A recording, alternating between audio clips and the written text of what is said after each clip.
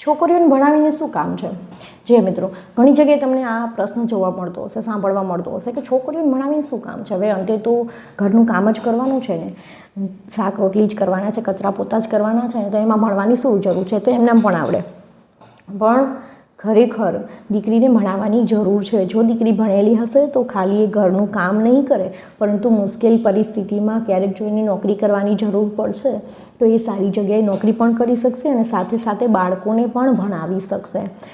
આ સિવાય પોતાના ઘરના નાના મોટા કામો છે, જેવું કે લાઇટ બિલ ભરવું છે, ગેસનું સિલિન્ડર બુકિંગ કરાવવું છે, તો આવા જે નાના મોટા કામો છે જે ઘરના પુરુષોને કરવાની જરૂર નહીં પડે જો દીકરી ભણેલી હશે તો.